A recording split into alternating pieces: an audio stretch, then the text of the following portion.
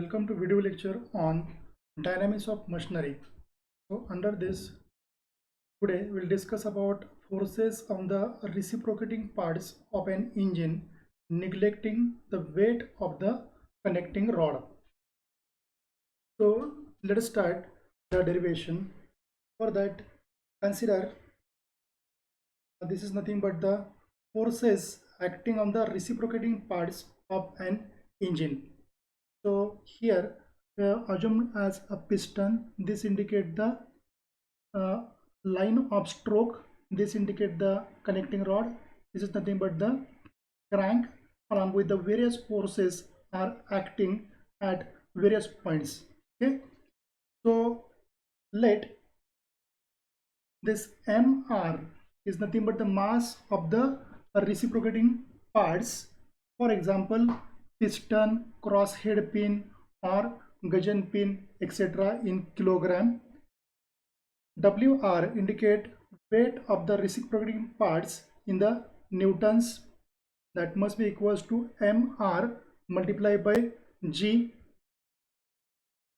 So before moving towards the further point, see the assembly of reciprocating parts of an engine. So if you look towards this one, this is nothing but the piston pin. So what's about this one? Connecting rod. Okay, so what's about this indicate? This is nothing but the crank pin, this indicate the crankshaft.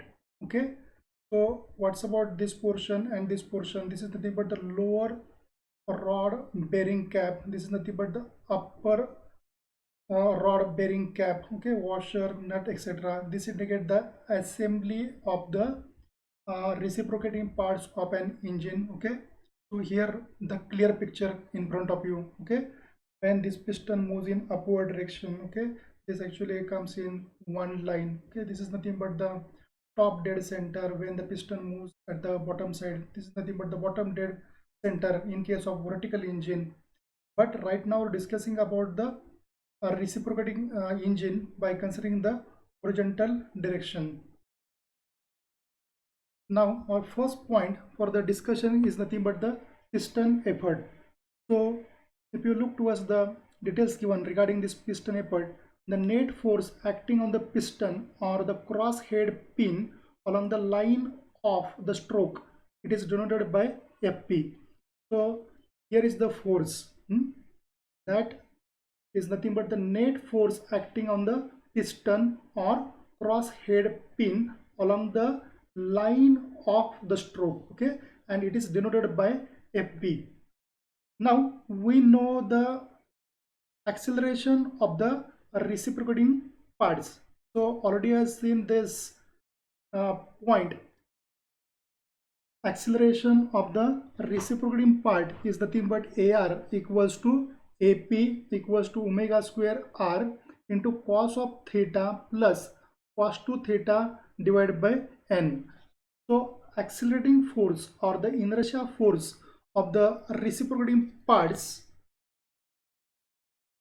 is nothing but mass and product of acceleration. So mr, mass of the reciprocating part multiplied by acceleration. So already we know the AR. Okay, AR here omega square R into cos of theta plus cos 2 theta divided by N. So here the piston effort P is nothing but net load on the piston minus plus inertia force. So in case of the horizontal engine, the reciprocating parts are accelerated from the rest during the first half of the stroke. Okay, or when the piston moves from the inner dead center to the outer dead center, it is seen that then it is retarded during the latter part of the stroke when the piston moves from the outer dead center to the inner dead center. Okay, the inertia force due to acceleration of the reciprocating parts opposes the force on the piston due to difference of pressure in cylinder on the two sides of piston. On the other hand, the inertia force due to retardation of reciprocating parts helps the force on the piston. Therefore, this piston effort Fp equals to the net load on the piston minus plus inertia force. Okay, so net load on the piston is nothing but Fl minus plus Fi. Fi, already I discussed about this one, accelerating force or inertia force on the reciprocating parts. Okay, the sign of this one depends upon the motion of the piston. So what's about this one? By neglecting the frictional force, okay, this relation is considered here, and if we consider the frictional resistance, okay, then the relation will comes like this one. So negative sign is used when the piston accelerated.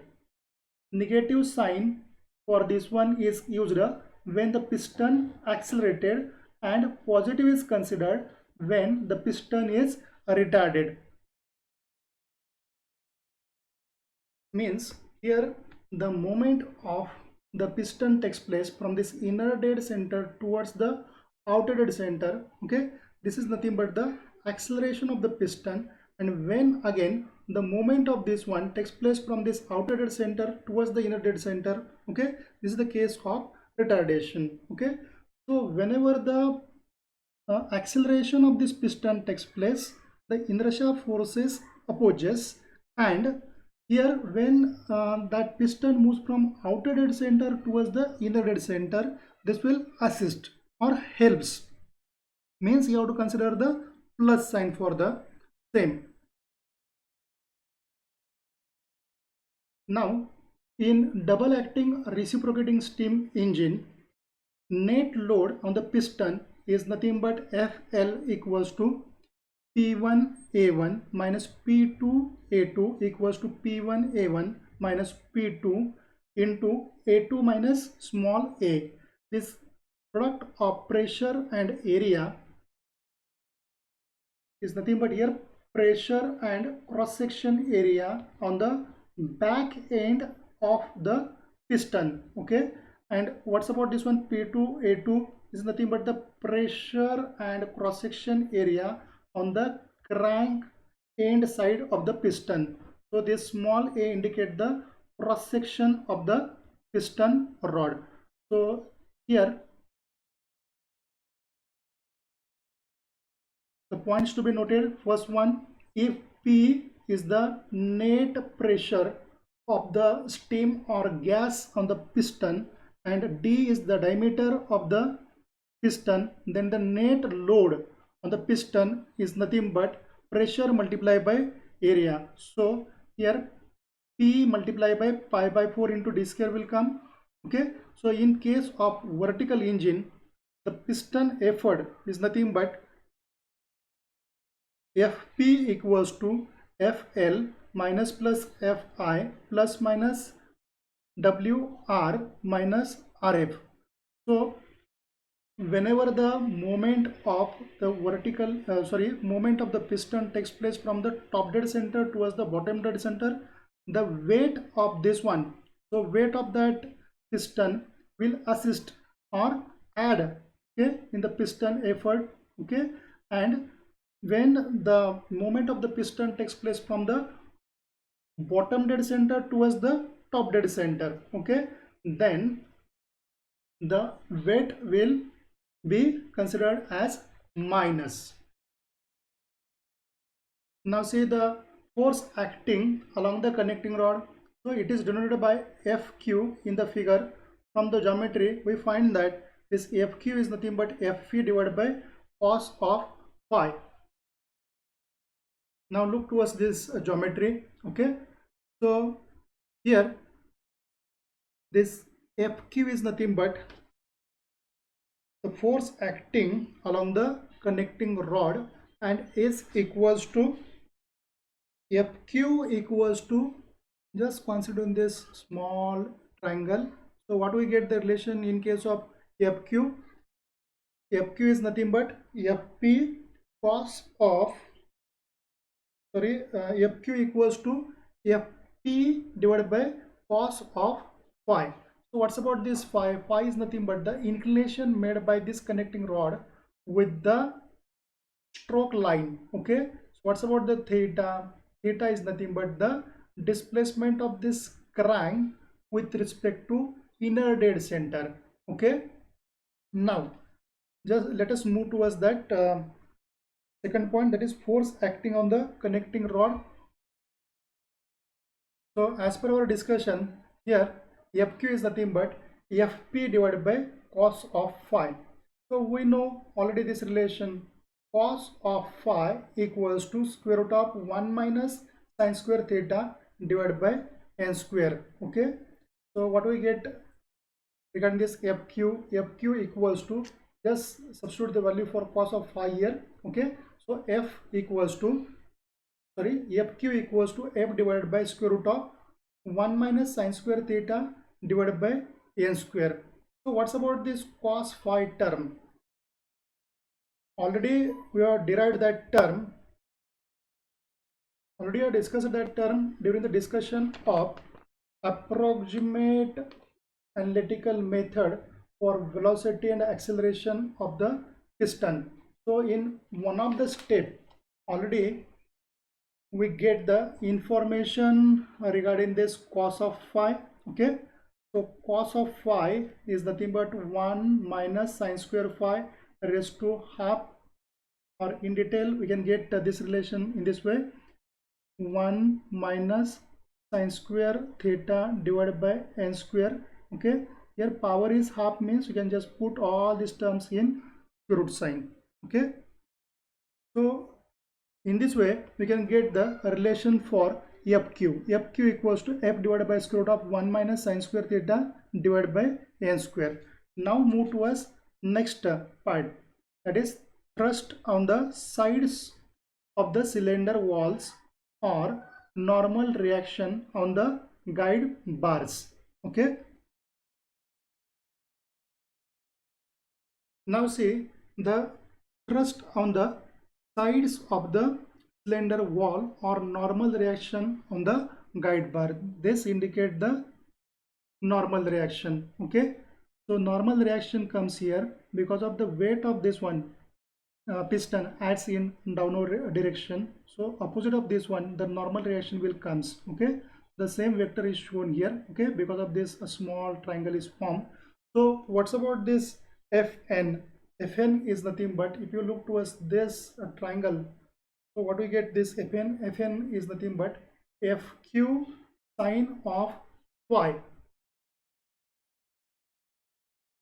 Now see here, Fn is nothing but Fq sine of phi equals to, so what's about this Fq?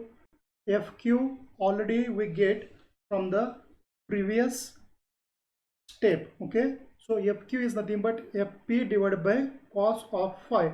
Substitute this term into this relation, so Fq can be replaced by this term, Fp divided by cos of phi into sine of phi will remain as it is.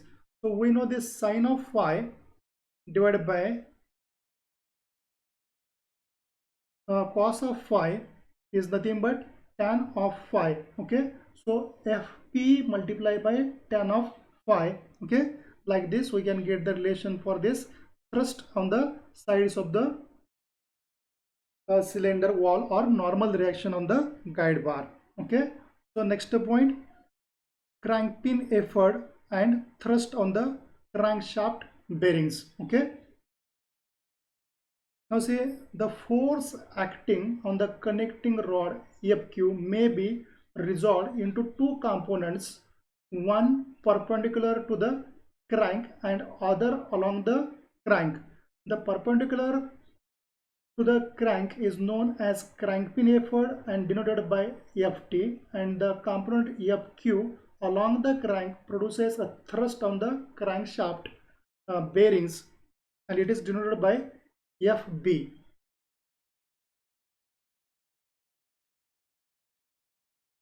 So here is the Ft component, okay, perpendicular to this crank, and Fp is nothing but the component along this crank, okay, or parallel with this crank.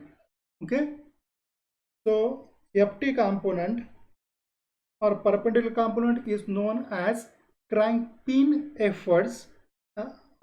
Already actually we have discussed about this one. This is denoted by ft, and the component, this component along the crank is nothing but the fb component. Okay, we can get this ft and fb component by using this triangle. Okay, so from this geometry, if this angle is nothing but theta plus phi, so what's about this angle? 90 minus theta plus phi. So what's about this angle? This angle must be equals to 5 theta plus phi in this way. Okay, so what's about this ft from this triangle? So from this triangle I can write the ft is nothing but, so this line, okay, this line is line drawn here or represents the force along the connecting rod. Okay, so what's about this ft? Ft is nothing but fq. So what's about this angle theta plus phi? So what do we get related with this ft? Ft is nothing but fq sine of theta plus phi. Similarly, what's about this fb? fb is nothing but fq into cos of theta plus phi. Okay, this will clear to you more when these relations. Okay, ft equals to fq sine of theta plus phi. So fq already we know, fp divided by cos of phi into sine of theta plus phi, and a second one, this component fq along the crank, that is fb equals to fq into sine of theta plus phi. Once again replace this fq by fp divided by cos of phi into the second term will come here, cos of theta plus phi.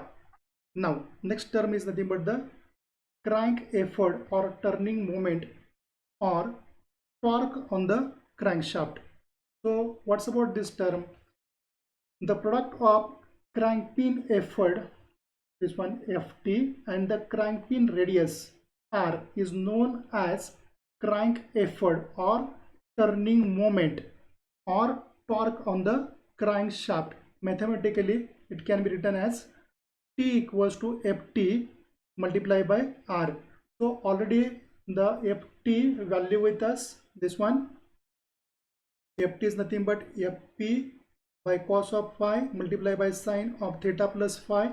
Okay, so replace this ft by that term, so fp into sine of theta plus phi divided by cos of phi multiplied by this radius. Okay, so we know the formula for this sine of theta plus phi. Okay, this is the regular formula with a sine of a plus b formula. Okay, so expand this term, fp into sine of theta into cos of phi plus cos of theta into sine of phi divided by cos of phi into r.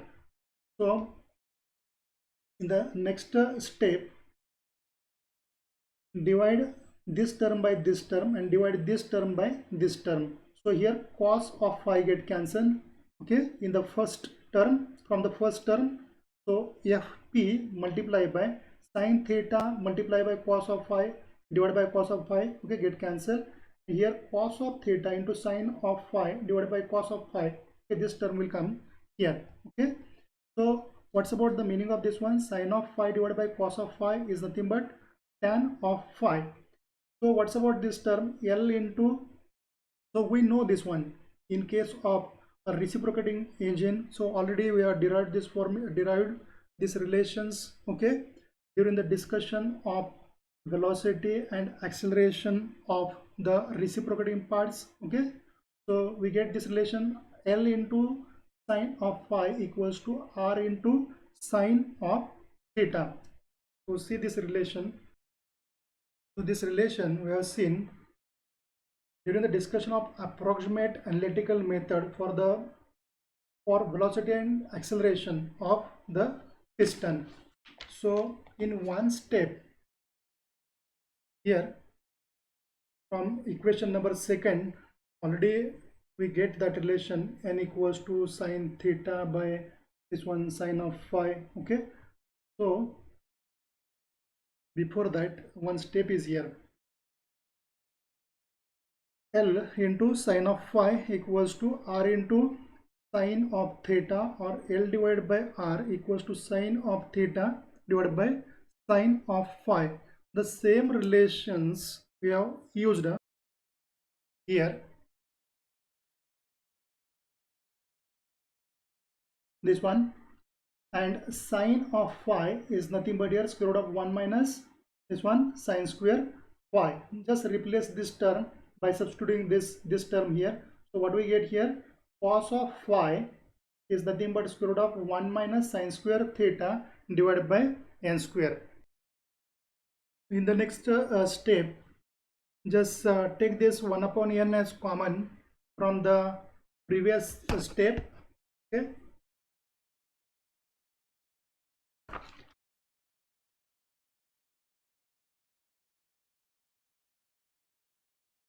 that is from this step, just take 1 upon n as common. We'll get the step like this one, 1 upon n square root of n square minus sine square theta. And for tan of phi, this relation with us, sine of phi divided by cos of phi. So in the next step, sine of phi and cos of phi, both the terms with us. Okay, just substitute here sine of theta by n for this sine of phi, and cos of phi here n divided by this term n square minus sine square theta. Okay, just simplify this one. Here n get cancelled, sine theta, this term will remain as it is. Now substituting the value of tan of phi in equation number 1.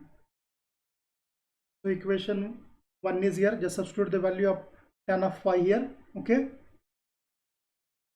so we have this crank effort by substituting the value of tan of phi.